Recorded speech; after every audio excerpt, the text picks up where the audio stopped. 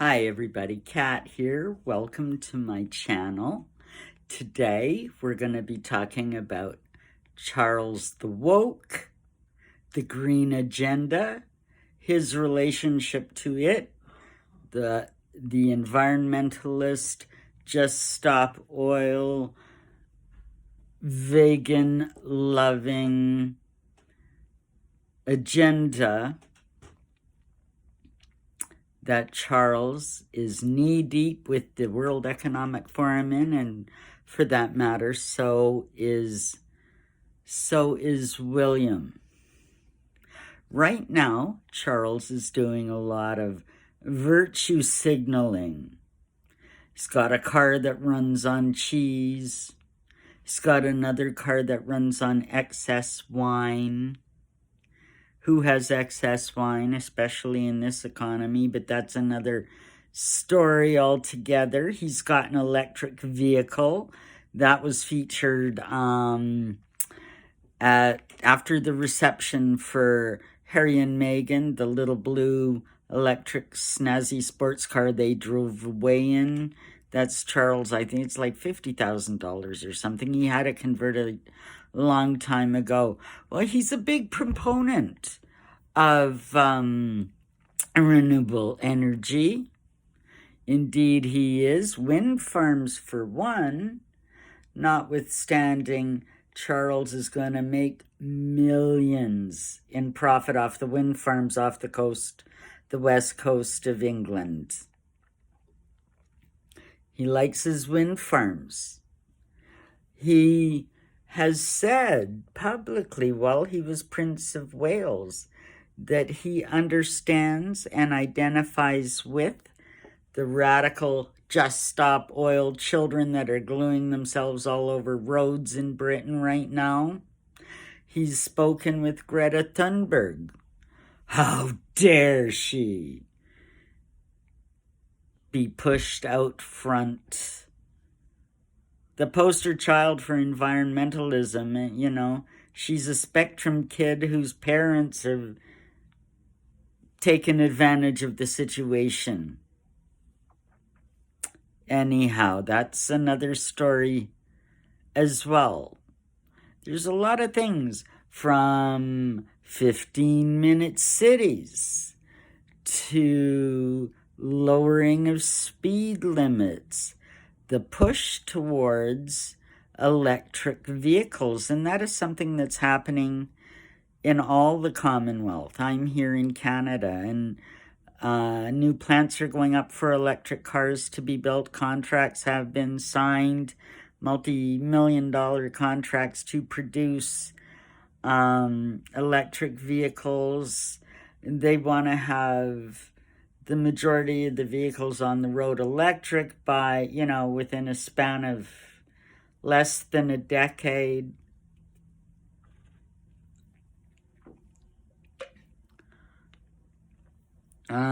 World governments, the kind of social lobby, what everybody should be concerned about and should be doing. If you don't believe in electric vehicles, well, you hate the planet, you hate the world, you hate people because you believe in oil and it's just evil, and we've got to get rid of that. There's a lot of social conditioning that's gone on that has really caught the hearts and minds. I've got a hair in my mouth or something. Caught the hearts and minds of young people.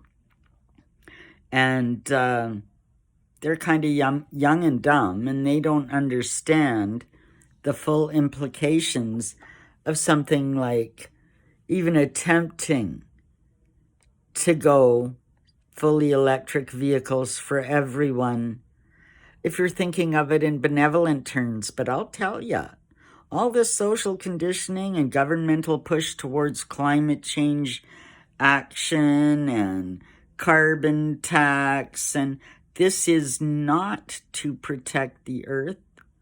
This is not to protect you. This is not to give you a better life. This is not better management of the planet.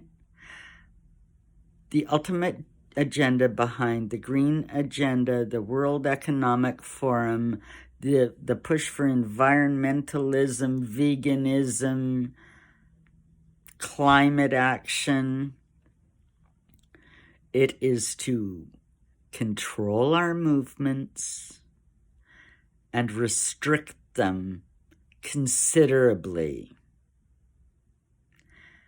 And if you look at it logically, step by step, you can see how this happens. Right now, everybody's caught up, oh, electric vehicles, that is so much better for the planet, you know, and the science that they put out, you know, to some degree, unless you research things, which most people don't, sounds believable. Everybody wants to be a good person, so they buy an electric vehicle. Well, let's just talk about this for a little bit. This is going to be our focus of the day.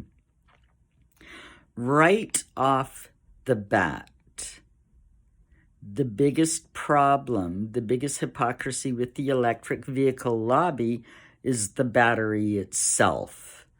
The battery needs lithium and other rare earth metals for the thing to work. Those rare earth metals don't just magically pop up out of the ground at the manufacturing plant. In fact, it takes a lot of oil and a lot of big machinery to dig that stuff out of the ground. Now, if it were truly a green resource, electric vehicles,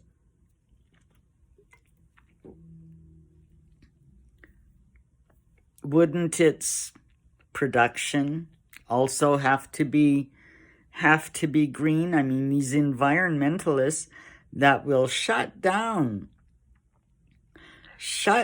housing programs because there's a toad in the brook that runs behind the property that we have to protect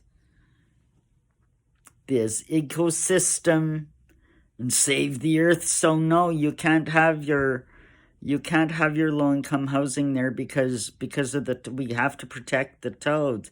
Yet,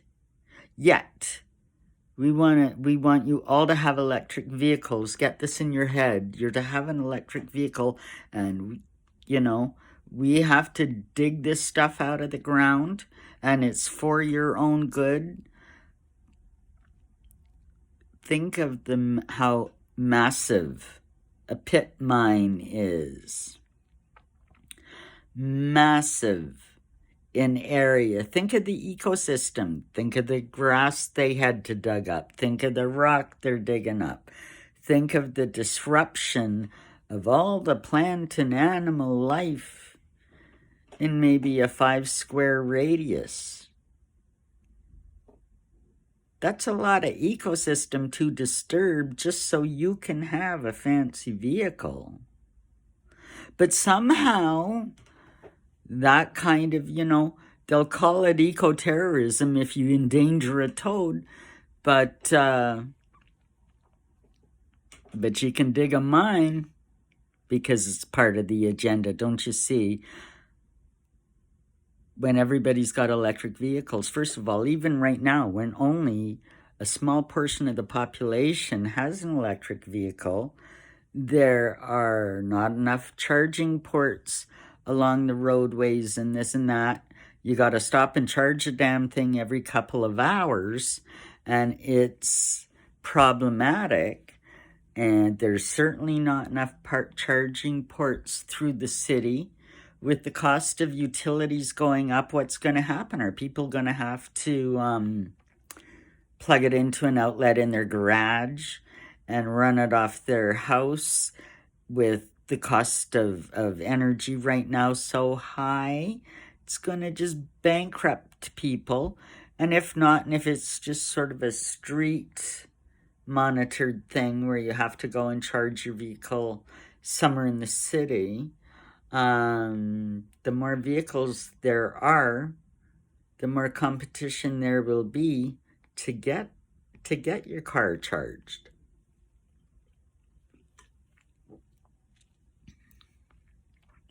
They just don't have enough sites right now.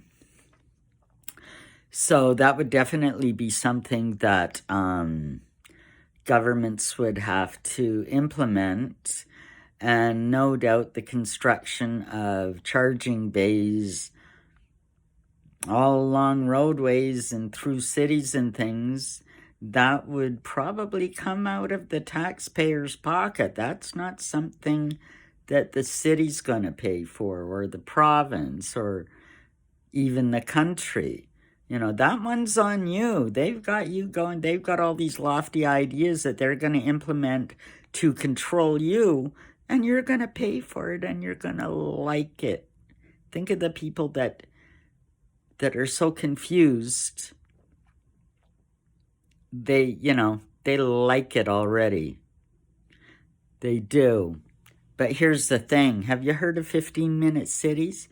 This is a new city plan that they're trying to implement in the Commonwealth. I know of, specifically, it's been spoken of in Britain and in Canada. And the idea is to create small communities with all the shops and things you need within a 15-minute radius to encourage, they're saying socially, to encourage friendships and relationships in your small community area to grow. Also, it will, in their scenario, what they're telling people is that it will cut down on emissions, it'll cut down on traffic, it'll cut down on accidents and crime and this and that. If everybody only really has to travel, 15 minutes to get everywhere they need to be. And so it sounds, the way they're pitching it, it sounds really good.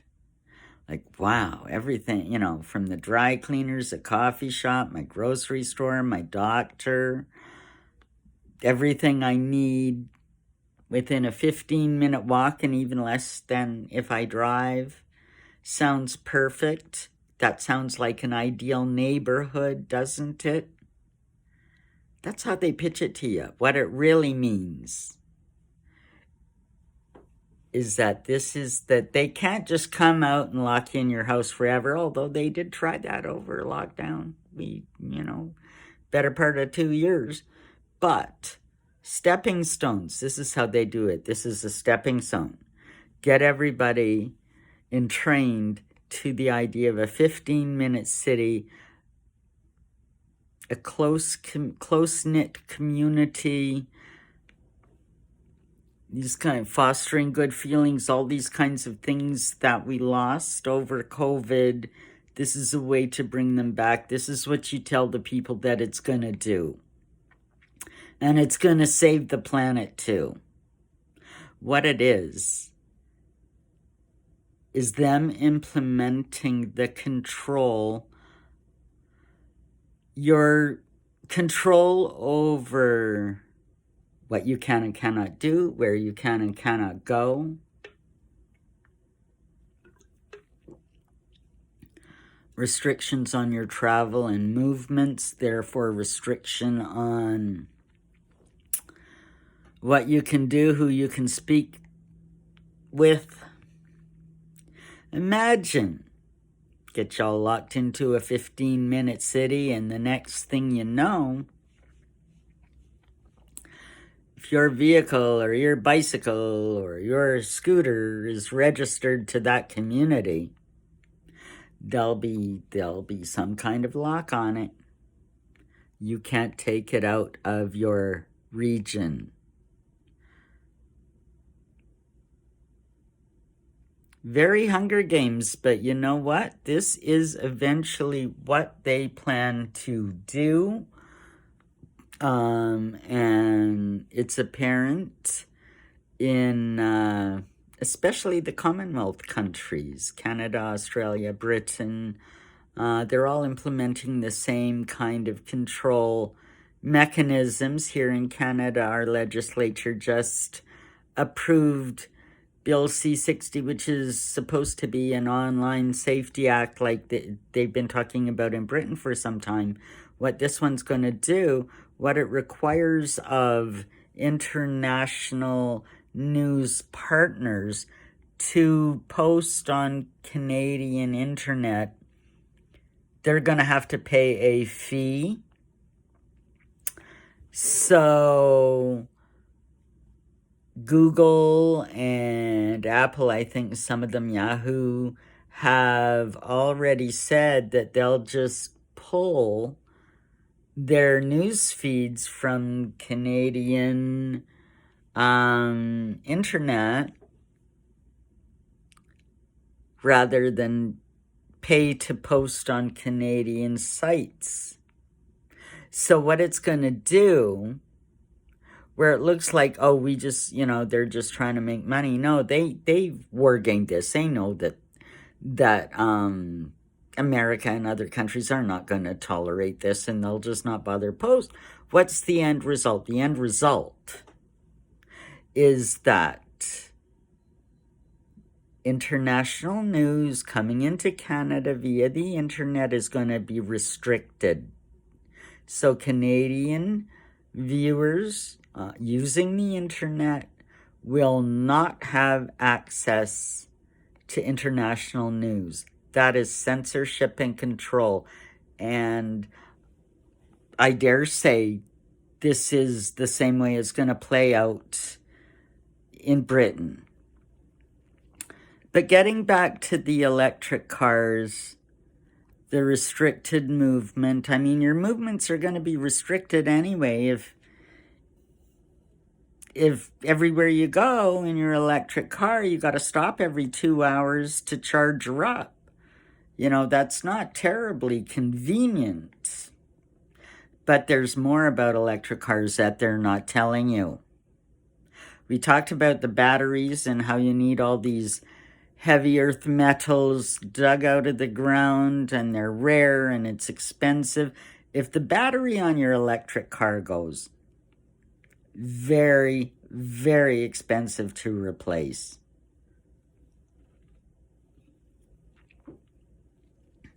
Not economical at all, and not something that most people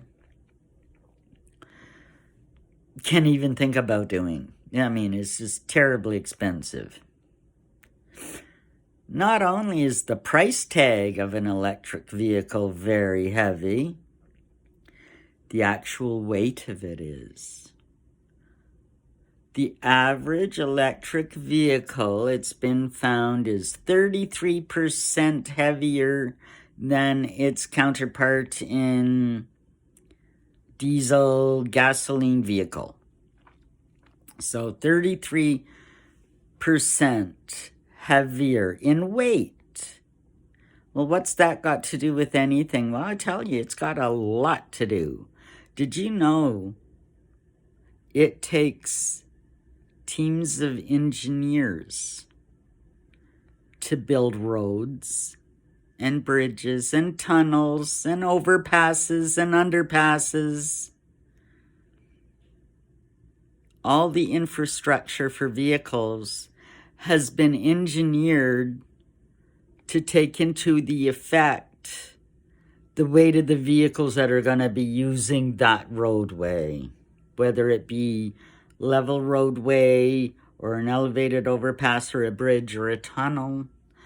All of the weight requirements, say, in the concrete, in the amount of steel you use, in all these things that are required to build these roadways are engineered.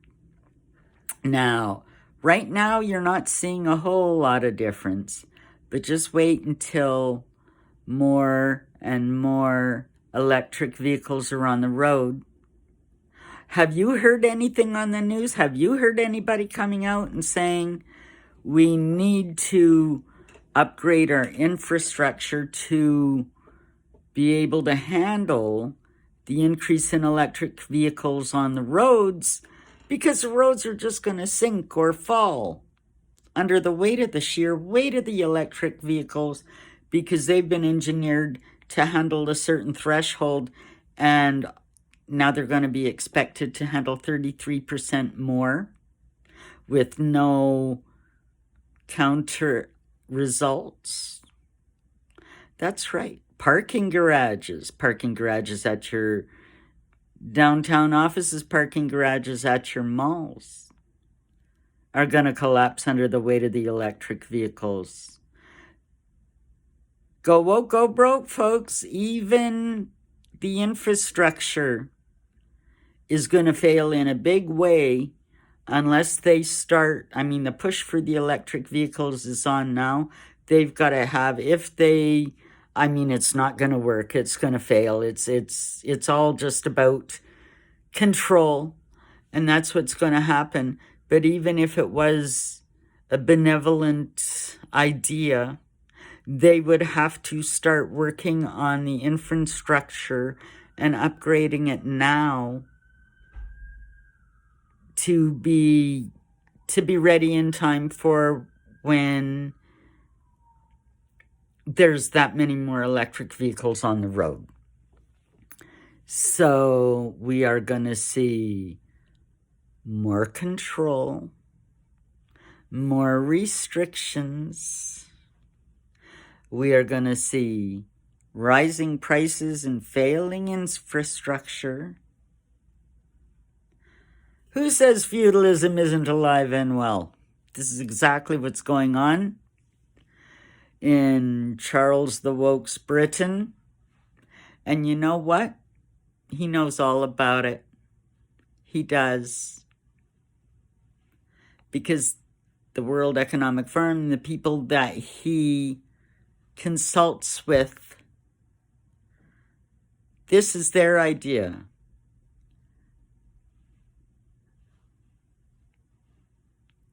And those elites will do anything for control.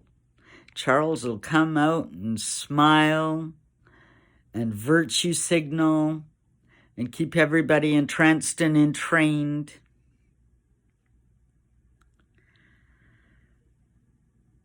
But he's one of the puppet masters, people, of the control grid that they've been laying down for 50 years, and it's spiking up now. So that's where we're at. Resist. Don't buy that electric vehicle. Be a radical. Take care, everybody. Like and subscribe. Hit that notification button so you know next time I post, and leave me a comment. I'd love to know what you're hearing about all this, what you're thinking about all this. Take care, everybody. Bye-bye.